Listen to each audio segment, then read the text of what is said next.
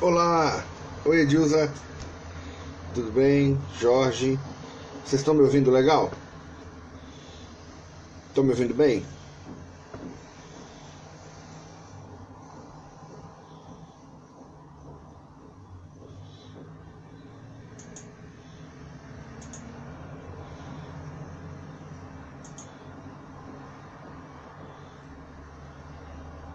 Tá me ouvindo, Edilza? Tá conseguindo me ouvir?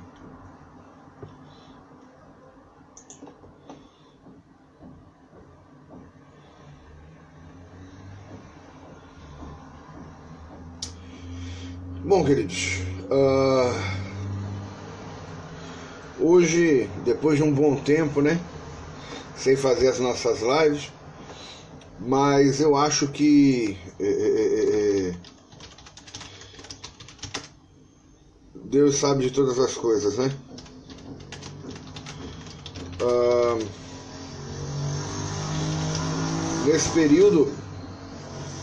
Nesse período a gente teve alguns problemas técnicos, né?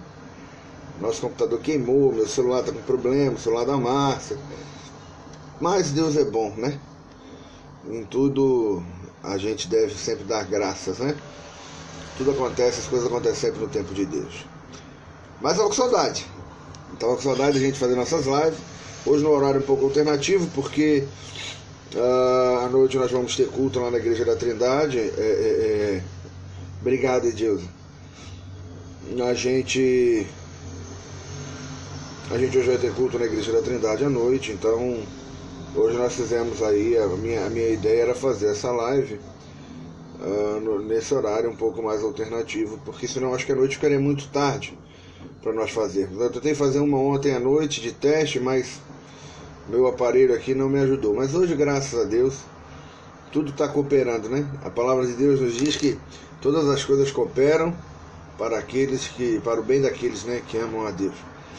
Então, queridos, hoje eu queria trocar uma ideia com vocês acerca de algumas coisas, acerca de um tema, na realidade, que hoje está muito em voga, né? Todos têm comentado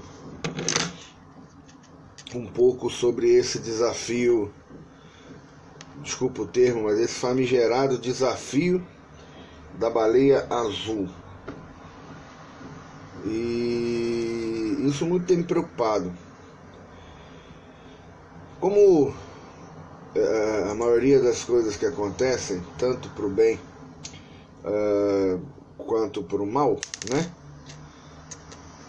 Esse desafio começou, se eu não me engano, na Europa, já há algum tempo atrás. E lá na Europa, vitimou algumas crianças e alguns adolescentes.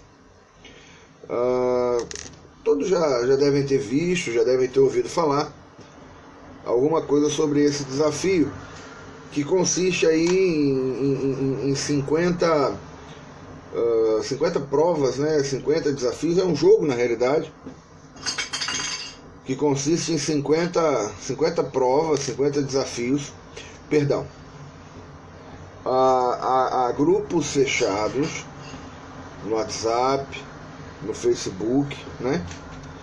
Em que os nossos adolescentes entram nesses grupos, são convidados a participar desses grupos, e nesses grupos fechados, ok? Sem uma supervisão de algum adulto, eles são desafiados aí mais ou menos em 50 provas diferentes, né? Há muito material, mas também há pouco material sobre isso, porque é uma coisa relativamente nova e que a gente não tem muita ciência, muita ciência exata daquilo que já é comprovado, que realmente é assim, e o que é boato de internet. Mas a verdade é que, pelo o que mais tem se comentado, que dentre esses 50 desafios, existem vários desafios, como passar 48 horas acordado direto, sem dormir, 24 horas assistindo, eu não sei se é 24 ou 72 horas, assistindo filmes de terror ininterruptamente, vários filmes de terror. Depois ficar 24 horas ouvindo músicas psicodélicas, mutilar o próprio corpo, né? Desenhar com uma lâmina a figura da baleia azul no braço, né? A ponto de sangrar e de criar um ferimento. E tudo isso é feito, filmado, ok? E esses vídeos são postados nesses grupos, tanto do WhatsApp quanto do Facebook. Eles são postados nesses grupos como uma prestação de contas, um relatório, né? Olha, estou fazendo, vejam aí, cumpri essa tarefa. E aí você vai, entre aspas, né, subindo de nível, subindo de degrau, até que você chega ao ponto do último desafio. E o último desafio, queridos, é tirar a própria vida, é cometer suicídio.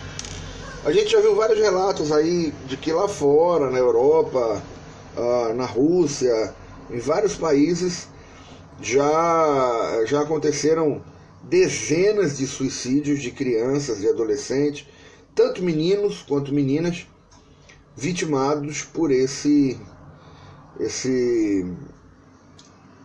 amaldiçoado desafio. Mas algumas características, querido, me preocupam muito. A primeira questão é que esse jogo está chegando no Brasil.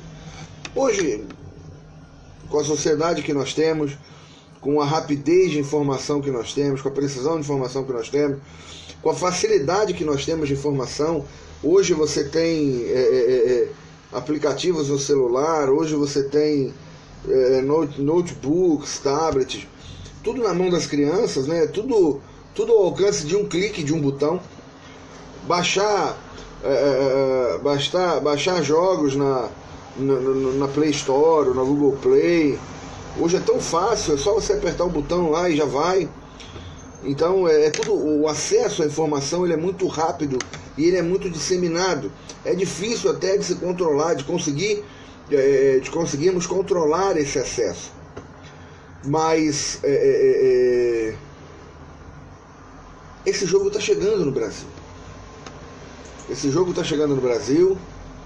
E esse jogo muito me preocupa.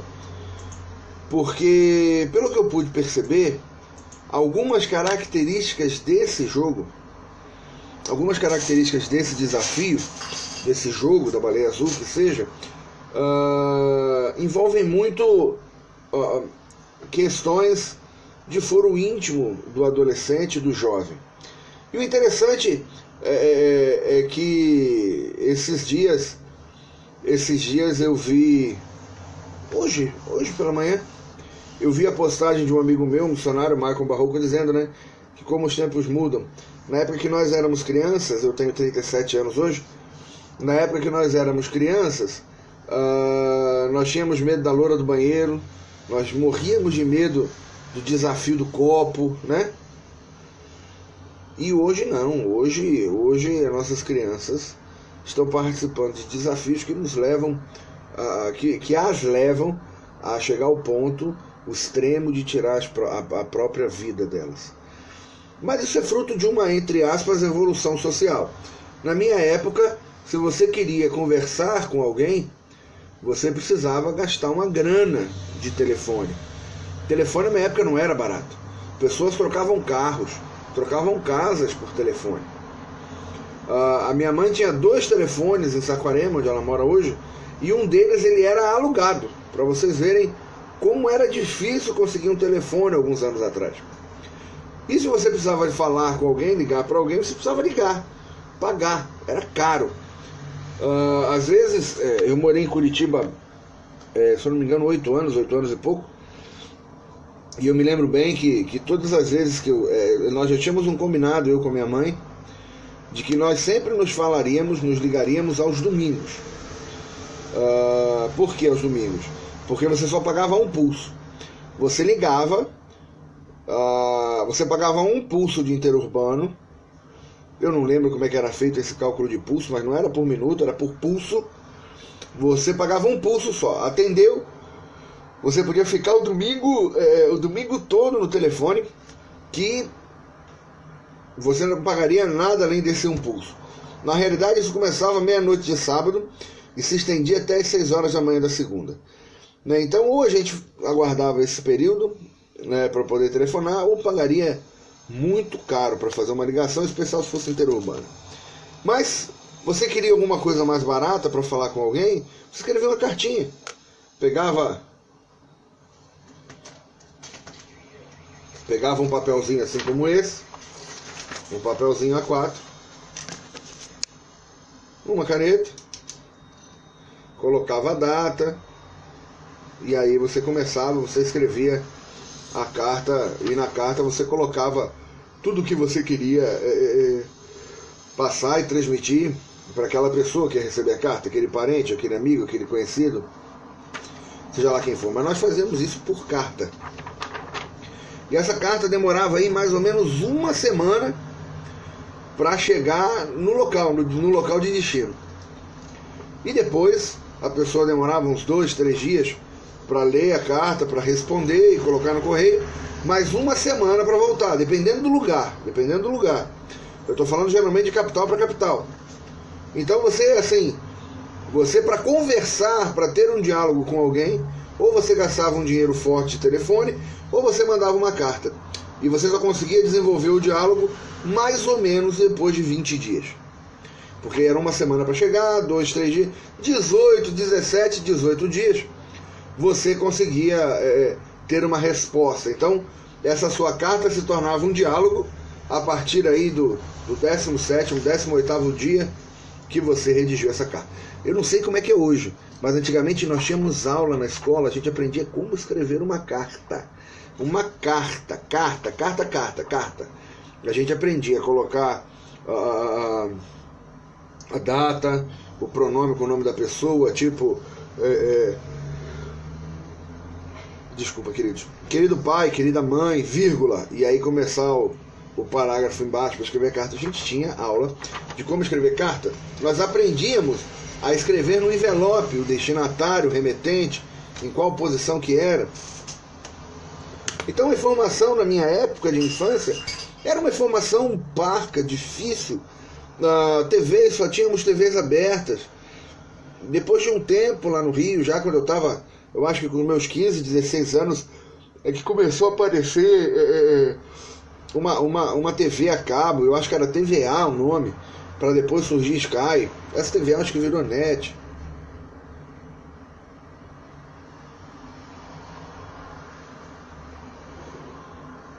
Essa TVA eu acho que virou, achei que tinha batido aqui na porta. Eu tô no quarto da minha filha. Essa TVA eu acho que virou NET ou algo parecido. Então nós vivíamos nessa época de que a informação praticamente não existia. Era muito difícil. Para você recorrer a alguma informação, você tinha que comprar aquelas enciclopédias. Pô, existiam vendedores de enciclopédia que ganhavam rios de dinheiro, porque cobravam assim hoje como se fosse R$900 por um conjunto de enciclopédia que vinha, sei lá, 14, 15 livros, 20 livros diferentes sobre vários assuntos. Geografia, eu lembro que para aula de geografia nós tínhamos que comprar um Atlas. Era um livro enorme e que ali tinha o mapa mundi, tinha dados do Brasil e do mundo, dos vários países. Era tudo analógico, era tudo no papel, era tudo nos livros. A informação ela era muito mais restrita, muito mais restritiva. Nós éramos muito mais próximos. Eu fui criado sempre comendo com meus pais, sentando à mesa com eles, café da manhã, almoço, janta. Almoço não, que eu estudava no semi-internato, eu almoçava no colégio, mas a janta à noite nós procurávamos sempre, quando estávamos todos em casa, nós procurávamos sempre fazer, jantarmos juntos, estarmos juntos, sentar para ver televisão juntos, filmes juntos, brincarmos juntos. Eu fui criado brincando no chão da sala da minha casa, né, no chão do meu apartamento. Quando eu ia de férias para Jaconé, que é uma região aí de Saquarema, no Rio, eu ia para andar de bicicleta, jogar bola, saía de manhã, voltava de noite, era o dia inteiro na rua jogando bola, pegando onda, jogando de bicicleta. Eu fui criado assim, nós éramos criados numa outra vibe, numa outra situação. A gente não tinha tempo para ficar enterrado dentro do quarto chorando mágoas e depressões e tristezas, mas a verdade é que hoje a depressão tornou-se, e a ansiedade tornou-se talvez o mal, a doença do século. A doença que tem vitimado inúmeras pessoas. Florianópolis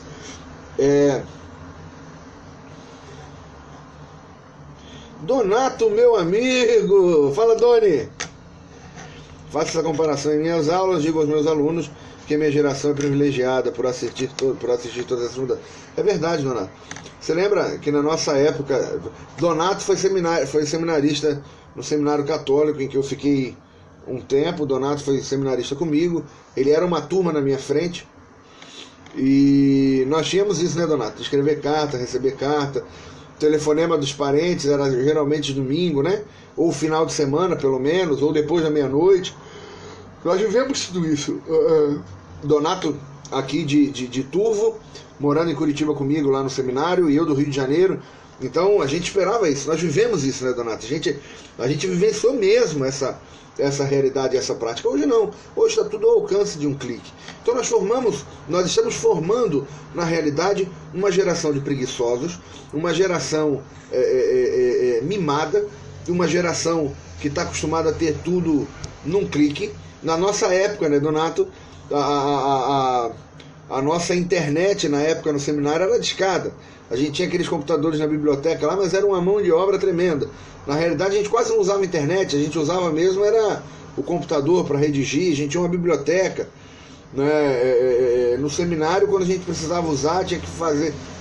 Era aquele negócio discando, e internet discada demorava horas. Você clicava para abrir um site, você ficava lá, cara, sei lá, 5 minutos para conseguir carregar uma página de internet. Hoje não, hoje se isso não acontece na hora, em tempo real, você clicou, abriu, você já acha que a internet não funciona, que o trabalho não funciona, que é uma porcaria, que isso, que aquilo, né? Então nós vivenciamos uma mudança social no sentido de informação, no caráter da formação, né? Não só da informação, mas da formação dos nossos jovens, muito diferente do que o que eu vivi, do que o que nós vivemos na minha geração. E isso talvez tenha estranhamente, né, quase que um paradoxo, porque isso talvez tenha causado na nossa vida um distanciamento.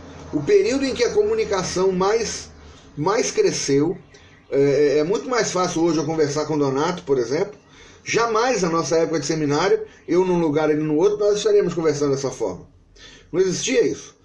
Né? Hoje é muito mais fácil a gente conseguir esse contato, mas estranhamente que o nosso contato físico, né, o contato familiar, o relacionamento um a um, físico, emocional, né, esse relacionamento parece que sumiu.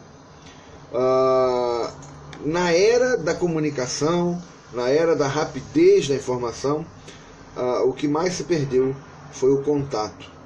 E eu tenho visto isso, queridos, com relação a esse jogo, esse desafio, jogo, sei lá como é que é o nome dessa desgraça, desse Baleia Azul. Por quê?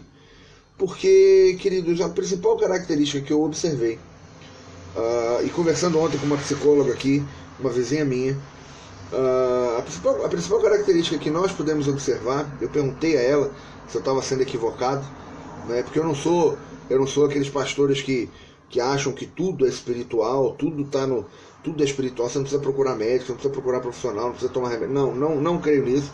Eu acho que Deus nos deu inteligência, a inteligência é um dom, é para ser usada. A medicina é um dom de Deus.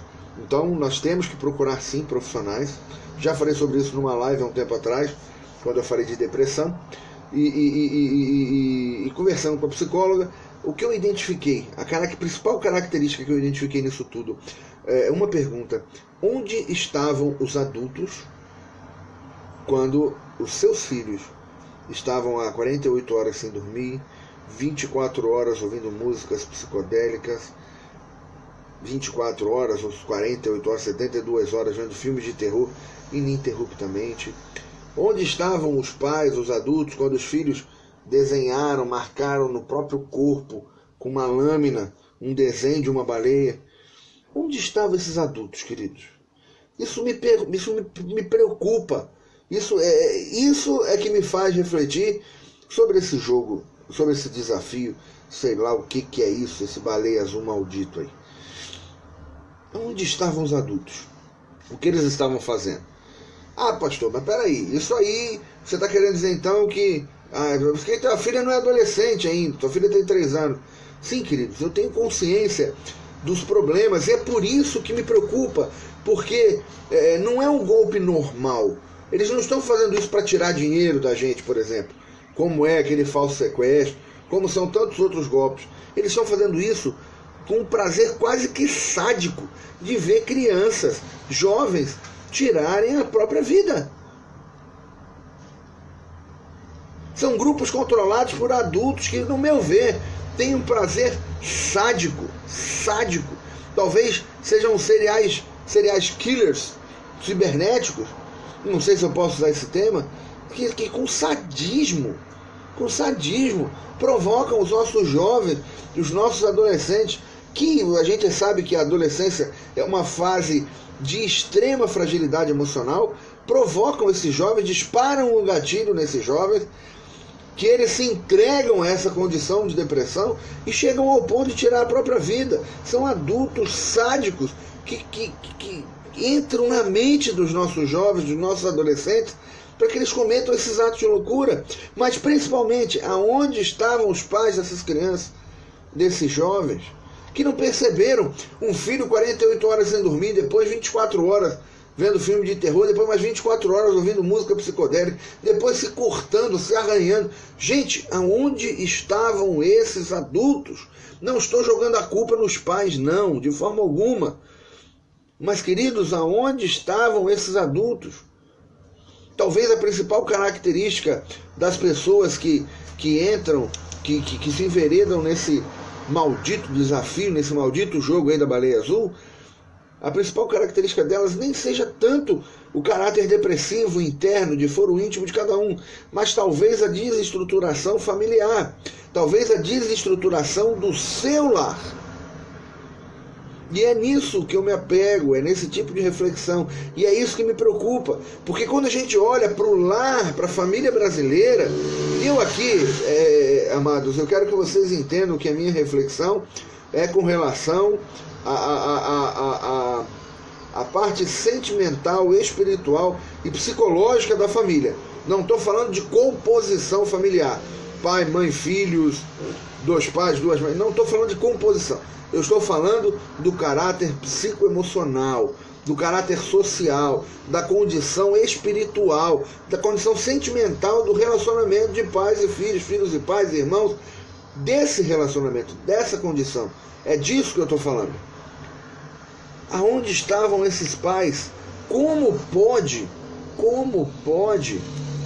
haver um distanciamento tão grande dos seus filhos que você é incapaz de perceber que o seu filho está 48 horas sem dormir, que o seu filho está ouvindo música psicodélica por um dia seguinte sem parar, vendo filmes de terror sem parar, se mutilando? Aonde estavam esses pais?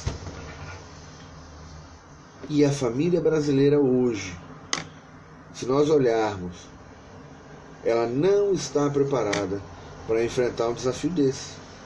Sabe por quê? Porque o Brasil é o país no mundo, é um dos países no mundo com o maior número de usuários de celular.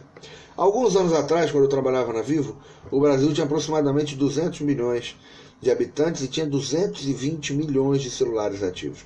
Ou seja, o Brasil tinha 20 milhões a mais de celulares do que realmente precisava. 20 milhões de celulares a mais do que a população do Brasil. O Brasil é um dos países do mundo onde mais se utiliza a internet. E o Brasil hoje, infelizmente, é o país do mundo onde a sociedade está mais destruída e destroçada pelo pecado, pela corrupção, pela má formação.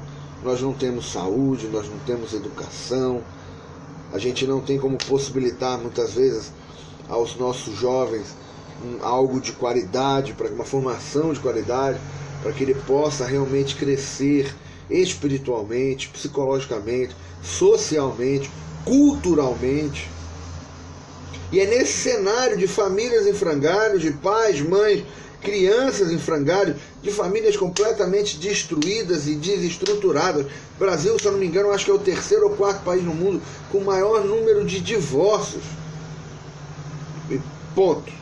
Parêntese, não estou dizendo que divorciados, então, pastor, você está querendo dizer então que todo divorciado, que o divórcio é uma característica para o cara se meter num jogo desse? Não. Eu sou filho de pais divorciados e não sou depressivo por isso. O que eu estou dizendo é estrutura familiar. Estrutura familiar. Famílias machucadas. Todo divórcio gera um trauma na criança, gera um trauma no filho. É complicado. Eu fui filho, eu sou filho de pais separados. Eu sei os traumas que eu vivi, que eu vivenciei, que eu vi. Então é esse Brasil com esse tipo de família que vai receber essas pessoas do jogo do Baleia Azul. E é isso que me preocupa. A mensagem que eu quero deixar para vocês é a mensagem que eu vi ontem no vídeo do prefeito de Curitiba, Rafael Greca, em que ele dizia: aproximem-se dos seus filhos. Tentem romper com esse impedimento de comunicação que há entre você e seus filhos. Aproximem-se deles, cheguem mais perto das suas crianças, dos seus adolescentes, sem pré-julgamentos, sem agressividade, sem condenações, mas aproximem-se deles para que eles possam ter um canal de comunicação com vocês que seja satisfatório, em que eles possam externar tudo aquilo que os machuca, que os fere. A adolescência é um período complicadíssimo, de muitas dúvidas, é um período de muita dor, muito sofrimento, muita bateção de cabeça. Então, querido, rompa com essa barreira de comunicação entre você e os seus filhos. Tragam os seus filhos para vocês, tragam os seus adolescentes para perto de vocês. Não deixem os seus adolescentes nas mãos dessas pessoas, desses curadores desses jogos. Recebi de uma grande amiga minha, uma psicóloga, uma outra, duas situações na realidade, uma até que a Márcia já tinha comentado comigo ontem, que nós já até estamos acompanhando, né? Há um outro jogo chamado, eu tô olhando para cá porque eu tô no computador aqui para ler para vocês.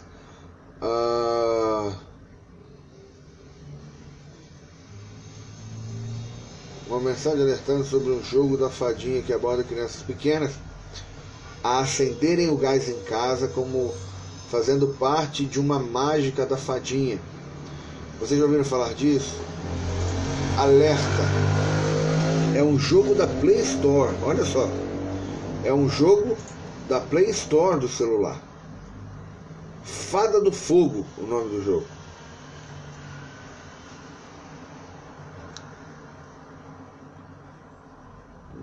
Uma criança se queimou, uma criança se queimou inteira por causa desse jogo. Tem um trecho aqui, ó. Amiguinhas, à meia-noite, quando todos estiverem dormindo, levante-se e ande em volta do quarto 4 vezes.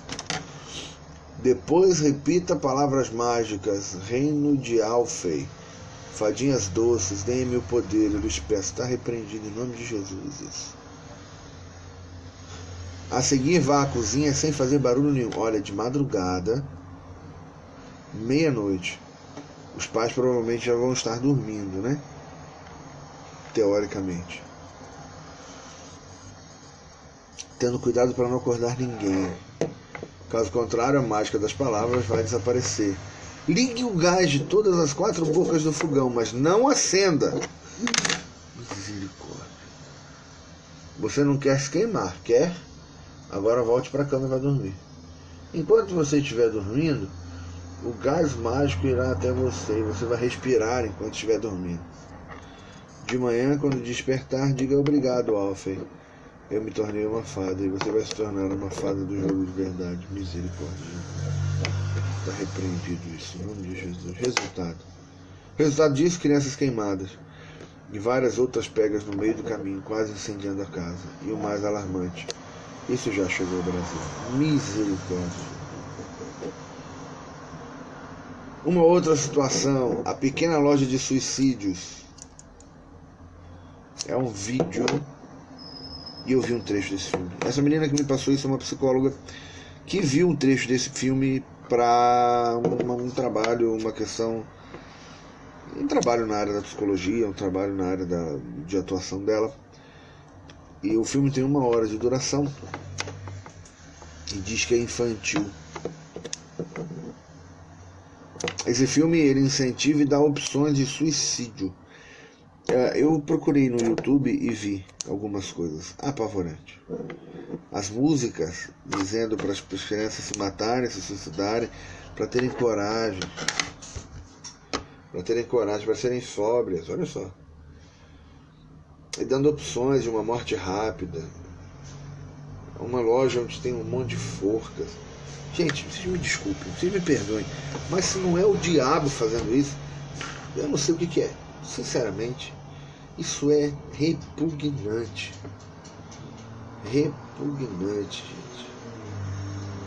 É apavorante. A única coisa que nós podemos fazer efetivamente contra isso é orarmos.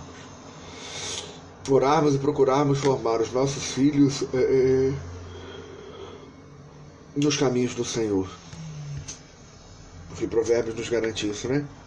Que a gente deve ensinar os nossos filhos nos caminhos em que eles devem andar, que até quando eles crescerem eles não vão se desviar deles. Não vou me alongar aqui, queridos, o vídeo já ficou muito grande, eu vou encerrar por aqui. E eu quero dizer para vocês que estamos juntos. Se você conhece alguém, se você tem algum problema com relação a isso, me procura, tá aí, meu inbox tá aí. Manda mensagem para mim por inbox.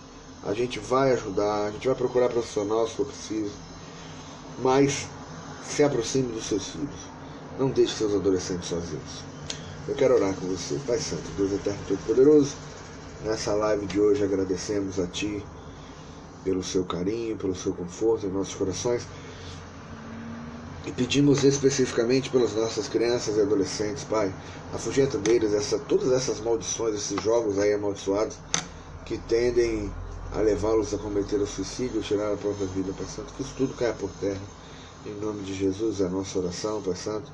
Crendo, Pai, que nossos jovens, nossos adolescentes terão seus corações restaurados, essa depressão retirada, Pai Santo, que eles possam, Pai amado, vislumbrar um futuro, ter uma visão e uma ideia de futuro que seja boa, plena e agradável a eles,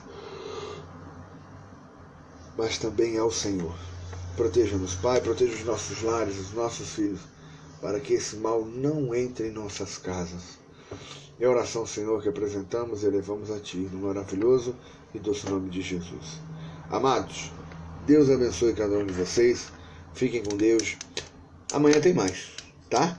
Amanhã tem mais, a gente vai conversar mais um pouquinho. Deus abençoe, um beijo, tava com saudade. Vamos juntos espalhar o amor de Deus.